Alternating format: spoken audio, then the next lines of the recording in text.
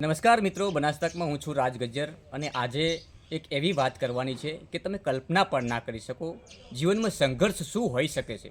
એટલે એક જીવનના સંઘર્ષની વાત કરવી છે ને એ વાત છે હાલમાં કાંકરેજના જે ધારાસભ્ય છે અમૃતજી ઠાકોરની. મોતીબા પરિવાર જે ચાંગાના વતની હતા અને મોતીબા પરિવારે મોતીબા માવજીભાઈ એમના જે અમૃતભાઈ છે એમના પિતાશ્રીનું નામ મોતીબા હતું અને એમના પિતાશ્રીનું નામ માવજીબા હતું. આ પરિવારે 56 કાળમાં વતન છોડી અને અમદાવાદમાં વસવાટ કર્યો. મોતીબા પરિવારમાં 3 ભાઈઓ અને 7 બહેનોનો આ પરિવાર. આટલા મોટા પરિવારનું 56 કાળમાં ગુજરાન કેવી રીતે ચલાવવું એ મોતીબાના પરિવાર જોડેથી ખરેખર શીખવા જેવું છે કે જીવનમાં હાલ જે કંઈ છે, જે કોઈ પોસ્ટ હાસિલ કરી છે, જે કોઈ સ્થિતિ ઉપર અત્યારે છે, એ આ હાસિલ કઈ રીતે કર્યું, કેવો સંઘર્ષ કર્યો, જે તે ટાઈમે મોતીબાએ કેવો સંઘર્ષ કર્યો એ આપણે જાણીશું. હાલના ધારાસભ્ય અમૃતજી ઠાકોર જેઓ અત્યારે કાંકરેજનું પ્રતિનિધિત્વ કરે છે વિધાનસભામાં. અમૃતજી, પહેલાં તો બનાસકાંઠામાં આપનું સ્વાગત છે. Thank you. મારે વાત કરવી છે મોતીબા પરિવારની. 56 કાળ હતો, ખાવા પીવાના વાંધા હતા એવા સમયે જ્યારે મોતીબાએ આ વતન છોડી અને અમદાવાદમાં વસવાટ કર્યો. તમારી નજરથી તમે કેવી પરિસ્થિતિ જોયેલી છે? મોતીબાએ કેવો સંઘર્ષ કર્યો છે? રાજભાઈ, 56ની અંદર મારા ફાધરને 3 ભાઈઓ હતા. એમાં સૌથી મોટા રૂપાજી હતા, એમનાથી નાના કમાજી હતા અને સૌથી નાના મારા ફાધર હતા. 56ની અંદર મારા ફાધરને 3 ભાઈઓ જ્યારે અમદાવાદ સ્થાયી થયા ત્યારે તમને નવાઈ લાગશે કે નરોડાની અંદર એક તળાવ હતું અને તળાવની પાળ ઉપર 10x10નું કાળા કલરનું મીણિયું, એ પણ કોઈ કંપનીનું નહીં, લારી ઉપર મળતું મીણિયું લાવી અને મીણિયાની અંદર વસવાટ ચાલુ કર્યો. અને એટલો ને એટલો યોગદાન મારી મધરનો પણ એટલું જ, મારા માતાજીનું પણ એટલું જ કે અમે 7 ભાઈ બહેન, 3 બહેનોને અમે 7 બહેનોને અમે 3 ભાઈઓ. પણ મારા મધરે ને મારા ફાધરે એટલે મારા પિતાજી અને મારા માતાજીએ જે કાળી મજૂરી કરી છે એ આજે પણ એનું વર્ણન કરીએ તો આંખમાંથી આંસુ આવી જાય. મહત્ત્વની વાત એ છે કે અમૃતજી સૌથી નાના છે, વચેટભાઈ છે એ વીરસંઘજી છે અને સૌથી મોટા જગદીશભાઈ ઠાકોર, જેમનું નામ ગુજરાતના દરેક વ્યક્તિ સારી રીતે ઓળખતા હશે કારણ કે પાટણ જિલ્લાના પૂર્વ સાંસદ હતા, તેમજ ત્યારબાદ ગુજરાતના કોંગ્રેસ પ્રમુખ હતા અને આજે પણ કેન્દ્રની કોંગ્રેસની કમિટીમાં એમની હમણાં જ કંઈક રચના થઈ છે. એટલે આ પરિવારે વિચાર કરો કે એક 56 કાળમાં વતન છોડ્યું હોય, ત્યાં જઈને ખરી મજૂરી કરી હોય ને ત્યારબાદ આ લેવલ સુધી પહોંચવું. આ જે સંઘર્ષ છે, મહત્ત્વની વાત મારે એ કરવી છે કે આ લેવલ સુધી પહોંચવાનું કારણ શું હતું? સૌ પ્રથમ તો આ લેવલ સુધી પહોંચવાનું એક જ કારણ કે મારા પિતા અને મારા માતાની કાળી મજૂરી. બસ મારા પિતાને મારા મધર ભણેલા નહોતા પણ ગણેલા ખૂબ હતા. એ અમદાવાદ સ્થાયી થયા પછી એમને લાગ્યું મારા છોકરાઓને ભણાવવા છે. રાજભાઈ, ભણાવવાની વાત કરીએ તો શાળામાંથી પ્રવાસ જાય ત્યારે 15 કે 20 રૂપિયા શાળાના પ્રવાસની ટિકિટ હોય અને એની અંદર અમારે પ્રવાસ જવા માટે અમે પપ્પાને વાત કરીએ, મારા પિતાજીને વાત કરીએ એટલે 4 દિવસ સુધી અમને જવાબ ના મળે. 5મા દિવસે મારા મધર ક્યાંક એમનો દાગીનો ગીરવે મૂકી દે. પણ અમારી શાળાની એમ કે વાત કરી કે ભાઈ શાળાના પ્રવાસમાં છોકરા મોકલો, જે અન્ય છોકરાઓ સાથે જશે, ફરશે, દુનિયા શું છે એમની ભાન થશે. બસ આ લાગણી અને આ ઊંડી વિચારધારા કોઠા શું જતી મારા મમ્મીની, મારા પપ્પાની. સાથે સાથે મારા બંને ભાઈ સન્માનીય જગદીશભાઈ જે અત્યારે CWCના મેમ્બર છે, ને મારા વચેટભાઈ વીરસિંહભાઈ, એમાં મારા વચેટભાઈ વીરસિંહભાઈ છે એમને પણ કાળી મજૂરી કરી છે. આજે કોઈ રાજકીય હોદ્દા ઉપર નથી, પણ સૌ પ્રથમ બંને ભાઈઓ થઈને એક એશિયન ડેકોરેશન નામની સંસ્થા ઊભી કરી અને મંડપ બાંધવા માટે બંને ભાઈઓ કોષ ખભા ઉપર મૂકીને, જગદીશભાઈ પોતે કોષ ખભા ઉપર મૂકી અને મંડપનો કોઈનો ઓર્ડર હોય તો એના ઘરે મંડપ બાંધે, લારીની અંદર બળદગાડાની અંદર એનો માલ સામાન ભરી અને એના ઘેર, જેના ઘરે પ્રસંગ હોય એના ઘરે જાય. આવી મજૂરીમાંથી અમે બહાર આવી મજૂરી અમે જોયેલી છે ને એ મજૂરીમાંથી અમારું ઘડતર થયું છે. વાત કરું રાજનૈતિક, તો હું રાજનૈતિક બાબતની અંદર મારા ફાધર જ્યાં જમાદાર તરીકે પછી નોકરી કરતા હતા, એ પાટીદાર સમાજના પરિવારને હું આજે વંદન કરું. કારણ કે પાટીદાર સમાજના પરિવારે મારા ફાધરને અમારા મોટાભાઈ ઉપર જ્યારે નજર પડી ત્યારે એમને કહ્યું કે આ જગદીશમાં અમને કંઈક દેખાય છે અને મોતીજી ભણાવો. પછી અમારે ત્યાં વિદ્યા મંદિર છે, જે પાટીદાર સમાજની સંસ્થા વિદ્યા મંદિર છે, એની અંદર જગદીશભાઈનું એડમિશન આપ્યું. ધીમે ધીમે ધીમે અમને પણ ભણાયા પછી અમે ક્યારેય કોઈ પણ બાબતની એક બાળક, આપને તો ખબર છે કે સૌથી નાનો દીકરો એ લાડકવાયો હોય, ઘરમાં બધાના માટે લાડકવાયો, ભાઈ બહેન બધાના માટે. પણ ક્યારેય અમે કોઈ પણ એવી જીદ નથી કરી. પણ હા, એટલું ચોક્કસ કહીશ કે એ પરિસ્થિતિ અમે જોઈ છે કે જ્યારે સાતમ આઠમનો તહેવાર હોય, દિવાળીનો તહેવાર હોય, ઉત્તરાયણનો તહેવાર હોય, ત્યારે અમારા ઘરમાં 1 કિલો તેલ પણ ન હોય. સાતમ આઠમના તહેવારોની અંદર બધા સરસ મજાના પકવાન બનાવતા હોય, અમે આમ કોઈક બારીમાંથી કોઈકના ઘર સામે તાકી રહ્યા હોય. આ પરિસ્થિતિ જોઈ છે અને આ પરિસ્થિતિ જોઈ છે એના હિસાબે આજે પણ અમારા 3 ભાઈઓમાં અને 7 બહેનોમાં એ જ પરિસ્થિતિની વિચારધારા આજે અમારા બ્લડમાં છે. મહત્વની વાત તો એ છે કે તમે જે પરિસ્થિતિ જોઈ છે, મારે લોકોને એક સંદેશ એ પહોંચાડવો છે કે સંઘર્ષ શું હોઈ શકે અને સંઘર્ષ કર્યા બાદ જે સફળતા મળે છે એ સફળતાને ટકાવી કઈ રીતે રાખવી. તમારા કુટુંબમાં આજે જ્યારે સપનિયા કાળમાં અહીંથી મોતીબાએ આ વતન છોડ્યું હતું, ત્યારબાદ અમદાવાદમાં વસવાટ કર્યો અને આજે જે પરિવાર છે દેશની સેવામાં જોડાયેલો પરિવાર છે, આ સંઘર્ષમાં લોકોને શું સંદેશ આપવા માંગો? સંઘર્ષ થકી શું મેળવી શકાય છે? સંઘર્ષ થકી હું આપને કહેવા જઈશ તો ઘણા ઉદ્યોગપતિઓના નામ છે. દાખલા તરીકે રિલાયન્સ, એને ગુજરાતીમાં જે અમારું નામ આપણે કહ્યું કે વિમલ ઇન્ડસ્ટ્રીઝ. વિમલ ઇન્ડસ્ટ્રીઝના માલિક એક સામાન્ય પરિવારમાંથી હતા અને એમણે સંઘર્ષ કરી અને આજે દેશને વિશ્વમાં ટોપ નંબરની રિલાયન્સ કંપની છે. સંઘર્ષ ને ગમે તેવા સમયની અંદર હું આપના માધ્યમથી ધર્મપ્રેમી જનતા જે આ કોઈ જોતા હશે એમને એક જ શબ્દ કહીશ કે કહ્યું છે કે હિંમતે મર્દા તો મદદે ખુદા. કોઈ પણ વિકટ પરિસ્થિતિની અંદર ક્યારે તમે હિંમત ન હારો અને નીતિ તમારા પરિવારના સંસ્કારમાંથી તમે જે શીખ્યા છો એ સંસ્કારને તમારી નીતિ. ક્યારે પણ કોઈનું બાળક રોડ ઉપર રડતું હોય તો તમે એને મદદ કરી શકો ના કરી શકો એ 2 નંબરની વાત છે, પણ એ મા બાપ એના બાળકને લઈને જતા હોય ને રડતા હોય. કારણ કે આ પરિસ્થિતિ અમે જોઈ છે કે મેળાની અંદર લોકો જાય, નીત નવા રમકડા ખરીદે. મારા મધર મને લઈને જાય તો હું જીદ કરતો, કારણ કે મને ખબર નથી કે મારા મધર જોડે પૈસા નથી, પણ હું જીદ કરતો. બસ આ જ હું તો દરેકને કહું છું કે સામાન્યમાં સામાન્ય, ગરીબમાં ગરીબ માણસ તમારા દ્વારે આવે, તમને કોઈ વાત કરવા આવે તો એનું તમે કામ કરી શકો ન કરી શકો 2 નંબરની વાત છે, પણ એને સંતોષકારક જવાબ આપો, એને બેસાડો, એને ચા પાણી કરાવો અને એની વેદના શું છે એ સાંભળો. આટલું તમે સાંભળશો તો એ માણસને એમ લાગશે કે ભાઈ મારી વાત કોઈએ સાંભળી.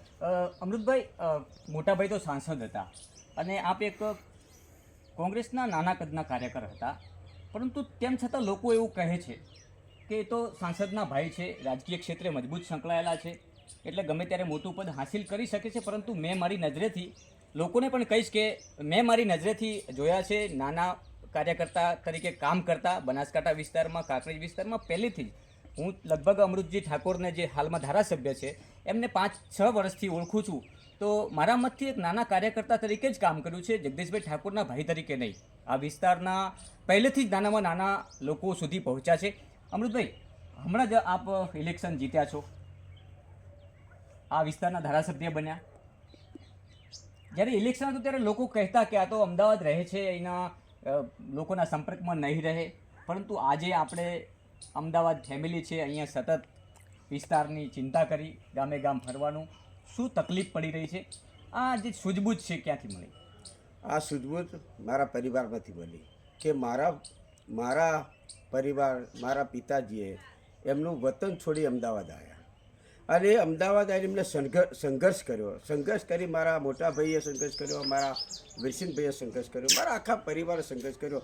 આ સંઘર્ષમાંથી હું શીખ્યો છું કે હું આપને કહીશ કે એ પહેલાં એક નાની વાત કહું કે હું 12મા ધોરણ સુધી ભણતો હતો ત્યારે સંસ્કૃતનો સારામાં સારો સ્ટુડન્ટ હતો. મને ઈચ્છા હતી સંસ્કૃતના પ્રોફેસર બનવાની, પણ ઘરની પરિસ્થિતિ ન હોવાથી હું આગળ ભણી ન શક્યો. પછી મને રાજનીતિનો છે એટલેથી શોખ. ત્યારે પણ નરોડાની અંદર આજથી 40 વર્ષ પહેલાં કે 25 વર્ષ પહેલાં કોઈ નાના મોટા પ્રોગ્રામો આવે તો હું ઝંડીઓ બાંધવા જતો. ત્યારે તો પેલી ગળીથી લખવાનું આવતું કોંગ્રેસ પંજો, એવું બધું અમે એનાથી લખતા હતા. અને છેકથી મને રાજકારણનો શોખ હતો. સૌ પ્રથમ આપણે વાત કરીશ તો હું નરોડા વોર્ડ કોંગ્રેસનો મહામંત્રી પ્રથમવાર બન્યો હતો, એ પણ યુથ કોંગ્રેસનો. પણ મારામાં ભાવના હતી માત્ર ને માત્ર પક્ષની સેવા. પક્ષે જે કામ સોંપ્યું છે કામ પૂરી નિષ્ઠાપૂર્વક નિભાવવું. આ કામ કરતાં રાષ્ટ્રીય લેવલના અધિવેશનો આવતા ત્યારે પણ પ્રદેશ સમિતિની અંદર અમારે બેસતા તો એક જ શબ્દ કોઈ પણ પ્રમુખ હતા એ વખતના, ત્યારે પ્રમુખ કે જે પ્રોગ્રામ હેન્ડલ કરતા એમ જ કહેતા કે ભાઈ પાણીના કાઉન્ટર કોણ સાચવશે. ત્યારે 2000 માણસ કે 200 માણસ બેઠા હોય એમાંથી સૌથી પહેલો હાથ હું ઊંચો કરતો કે પાણીનું કાઉન્ટર હું સાચવું. એટલે અમૃતભાઈ કહેવત છે કે પાણી પીવડાવવું એ તો ખૂબ જરૂરી છે. લોકો પરબું બંધાવે છે પાણી માટે, અને પાણી જેણે પાયું છે એ જીવનમાં ઘણું બધું હાસિલ કરી ચૂક્યા છે. આપનો જે આજે સાર્થક જે સૂત્ર છે એ તો પહેલેથી જ હતું કે તમે લોકોને પાણી પીવડાવ્યું છે, અને એ તમારે આજે લેખે લાગ્યું છે. હાલમાં આપણે ચાલુ ધારાસભ્ય છો. આજે પણ લોકોના કેટલાક કામો અધૂરા છે, જે આશા લઈને બેઠા છે કે અમૃતજી એક નાની ઉંમરમાં ધારાસભ્ય બન્યા છે. નાની ઉંમરમાં નાના કાર્યકર્તાથી લઈને ધારાસભ્ય સુધી પહોંચવું એ કોઈ અમૃતજી પાસેથી શીખી લે. કારણ કે પાયાના કાર્યકર્તા બનવું અને લોકો સુધી પહોંચવું અને ત્યાંથી લઈ અને ધારાસભ્ય સુધીની વિધાનસભા સુધીની સફર જે છે ખરેખર કાબિલે દાદ છે. બનાસ તક આપનું એમાં પણ સન્માન કરે છે, કારણ કે લોકોમાં કંઈક અવેરનેસ આવે. આપને જોઈને આપની સાથે અત્યારે હું એટલે વાત કરી રહ્યો છું કે સંઘર્ષ જીવનમાં શું કરી શકે છે, સંઘર્ષ કરેલો વ્યક્તિ ક્યાં સુધી પહોંચી શકે છે. સંઘર્ષ કરતાં માણસ હારી જાય તો પરિસ્થિતિ વિકટ આવી શકે છે, પરંતુ તમારો પરિવાર હાર્યો નથી. સંઘર્ષ હું તો બધાને કહું છું કે સંઘર્ષ કર્યા વગર ક્યારેક કોઈ વસ્તુમાં તમે સફળતા પ્રાપ્ત કરી શકતા નથી. એ ચાહે ખેતીનો સંઘર્ષ હોય, એ ચાહે નોકરીનો સંઘર્ષ હોય કે XYZ જો કોઈ પ્રવૃત્તિમાં તમે જોડાયેલા છો એમાં સંઘર્ષ આવશે ને આવશે. પણ એ સંઘર્ષને કોઈ પણ જાતના વિઘ્ન વગર કઈ રીતે એને ટાળીને સંઘર્ષમાંથી તમારે આગળ વધવું એનો સામનો તમે કરશો ત્યારે જ તમે એમાંથી આગળ પ્રગતિના પગલાં ભરી શકશો. નહીંતર સંઘર્ષથી થાકી કંટાળી હતાશ થઈ અને જો ઘરે બેસી ગયા તો એ તમારું પ્રગતિના પગલાં ત્યાંથી જ અટકી જશે. અમૃતભાઈ, ઘણા લોકો જીવનમાં સંઘર્ષ કરતાં પોતાનું જીવન ટૂંકાવી દે છે, એવા લોકોને શું કહેશો? નહીં, એ હું ખૂબ સરસ વાત કરી. હું ઘણી ચેનલોના માધ્યમથી જોઉં છું કે સંઘર્ષ કરતાં કેટલાય માણસોએ સુસાઇડ કરી લીધી, આત્મહત્યાઓ કરી લીધી. પણ હું બે હાથ જોડીને વિનંતી કરું છું કે પરમાત્માએ મનુષ્ય અવતાર આપ્યો છે, એટલે પરમાત્માએ તો લખ્યું જ છે કે આજ નહીં તો કાલે તારો સારો સમય છે જ. પણ ક્યાંક પરમાત્મા તમારા સમય માટેની કસોટી કરતો હોય કે આનો સારો સમય આવશે ત્યારે આ કુદરતને ભૂલી જશે કે અભિમાની થઈ જશે. એટલે એ દરમિયાન પૂરતો કદાચ તમારો સંઘર્ષવાળો ખરાબ સમય હોય પણ તમે પરમ કૃપાળુ પરમાત્માનું ભગવાન શ્રી રામકૃષ્ણનું નામનું કે તમારા ઈષ્ટદેવના નામનું રટણ જપી અને તમે સંઘર્ષની અંદર આગળ વધો. 1000% રાજભાઈ એના પ્રગતિ તરફ તમે 1000% તમે જશો. મારા ફાધરે સપનામાં પણ નહોતું વિચાર્યું મારા બંને દીકરા એક ધારાસભ્ય બનશે, સંસદ સભ્ય બનશે, મારો નાનો દીકરો ધારાસભ્ય બનશે. મારા મોટાભાઈ ઓલ ઇન્ડિયા કોંગ્રેસ કમિટીના CWCના મેમ્બર બન્યા. મારા ફાધરે, મારા પરિવારે નહીં, મારી સમાજે પણ ક્યારેય આવું સપનામાં પણ નહીં વિચાર્યું હોય. આ વાત છે માત્ર સંઘર્ષ અને કામની પ્રક્રિયામાં સતત જોડાયેલા રહેવું. મિત્રો, તમે સાંભળ્યું કે સંઘર્ષ થકી માણસ શું કરી શકે છે. વિચાર કરો, એક નાનકડા ગામમાંથી 56 કાળમાં વતન છોડ્યું હોય, અમદાવાદ જઈને વસવાટ કર્યો હોય, ખરો પરસેવો પાડ્યો હોય, લારીઓ તાણી હોય અને એમના દીકરા આજે દેશ લેવલે પહોંચ્યા હોય તો ખરેખર એક સૌથી મોટી વાત છે.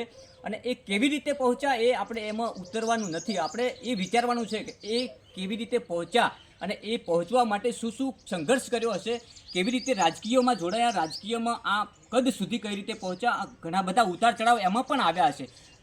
તમને પણ હું કહું છું અમૃતભાઈ કે આજ જે જીવનમાં તમે ધારાસભ્ય બનવાનું સપનું પણ નહીં વિચાર્યું હોય પરંતુ આજે બની ગયા છો, એમાં કંઈ ઉતાર ચઢાવ આવ્યા જીવનમાં?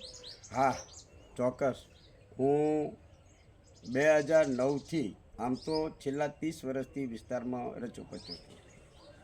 2009થી જગદીશભાઈ પ્રથમ વાર પાટણ લોકસભા લડ્યા ત્યારે આ વિસ્તારનું આખું માઇક્રો હેન્ડલિંગ હું કરતો હતો. ઉતાર ચઢાવ રાજકીય રીતે ઘણા આવ્યા, શારીરિક રીતે ઘણા આવ્યા, આર્થિક રીતે પણ ઘણા આવ્યા. આ ઉતાર ચઢાવની અંદર એને જેટલા ઉતાર ચઢાવ આવ્યા એને પહેલાં મનમાં લઈ લીધા પણ એક જ લક્ષ્ય, મુझे कुछ बनना है.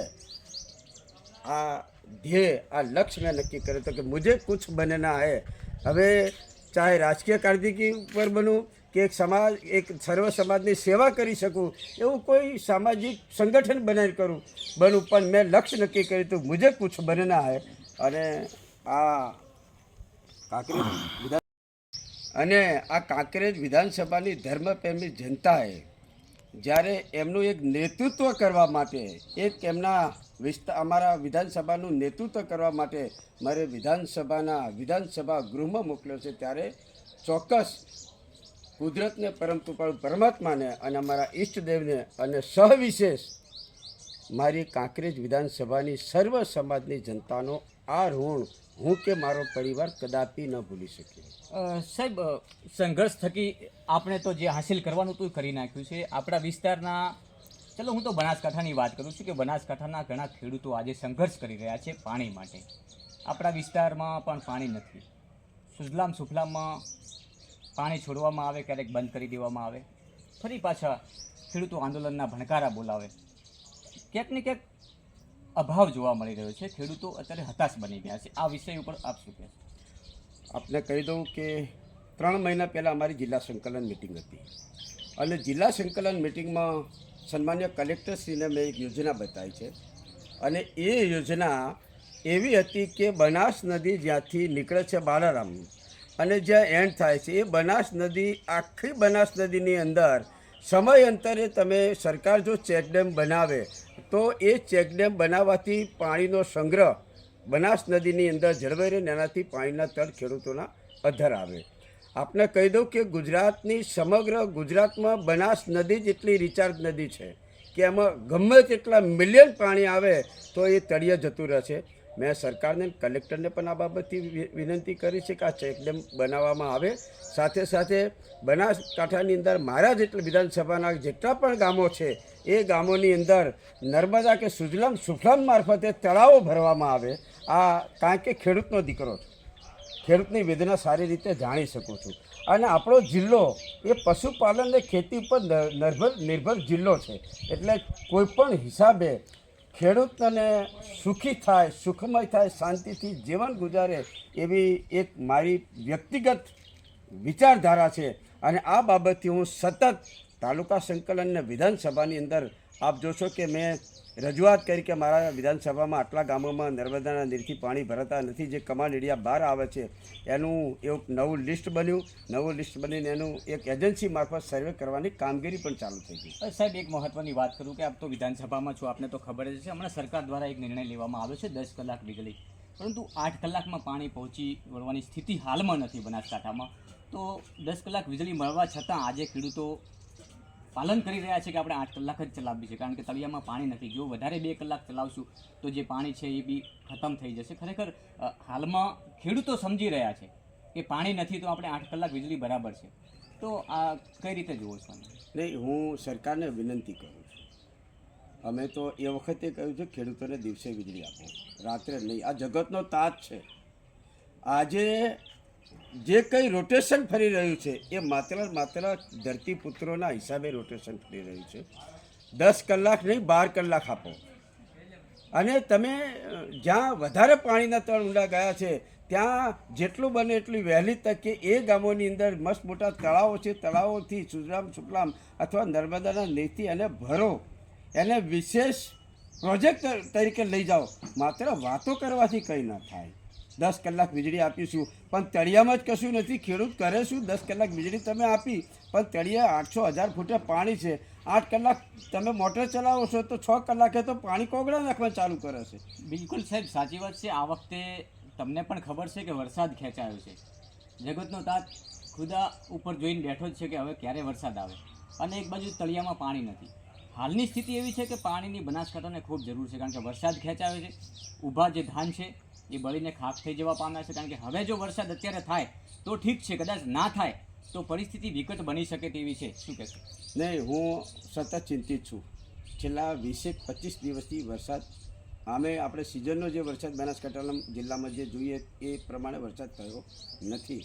છેલ્લા 25 દિવસથી અત્યારે ખેડૂતોના એરંડા છે, મગફળી છે, વિવિધ પાકો સુકાઈ રહ્યા છે. હું સરકારને અને આપણા ટીવી ચેનલના માધ્યમથી સરકારને વિનંતી કરું છું કે જ્યાં જ્યાં નહેરોની અંદર પાણી હજુ ચાલુ નથી થાય વહેલી તકે પાણી ચાલુ કરવામાં આવે. જે ગામોના તળાવો, દાખલા તરીકે આ બાજુના ભાગમાં જઈએ, તમે ડીસાથી પેલી બાજુના ભાગમાં જાઓ ત્યાં વિકટ પરિસ્થિતિ છે. આ બાજુ બાબરથી સુદામ વાવ સુધી જાઓ, ધાનેરા સુધી જાઓ, ખેડૂતોની વિકટ પરિસ્થિતિ છે. નર્મદા નહેર બનાસકાંઠાના ખેડૂતોની છાતી ચીરી નીકળી છે અને એ ખેડૂતોના મહામૂલી જમીનમાંથી જો નર્મદા નહેર નીકળી હોય તો બનાસકાંઠાના એક જિલ્લાના એક ગામને નર્મદા અથવા સુજલામ સુફલામનું પાણી મળવું જોઈએ. એ પાણી તમે સિંચાઈ માટે ના આપી શકો તો કોઈ વાંધો નથી, પણ જેટલા ગામો છે એટલા ગામોના તળાવો ઊંડા કરી અને સતત જો એ તળાવો ભરવામાં આવે તો રાજભાઈ હું ચોક્કસપણે કહી શકું કે જેટલા ઓછા સમયની અંદર આ ખેડૂતના જગતના તાતની પાણીની જે સમસ્યા છે એ હલ થઈ જશે. સાહેબ, 56 કાળમાં પિતાશ્રીએ આ વતન છોડ્યું, ત્યારબાદ સંઘર્ષ કર્યો, સંઘર્ષ બાદ જે હાસિલ કરવાનું હતું એ હાસિલ કર્યું. હવે વતન માટે શું અર્પણ કરવા માગું છું? સૌથી પહેલાં તો મેં કહ્યું કે આ વતનનું આ સર્વ સમાજનું ઋણ ક્યારેય ન ચૂકવું. મારી ધારાસભ્ય બન્યા પછી 2 જ મુદ્દા ઉપર મારી પ્રથમ પ્રાથમિકતા છે: શિક્ષણ ને આરોગ્ય.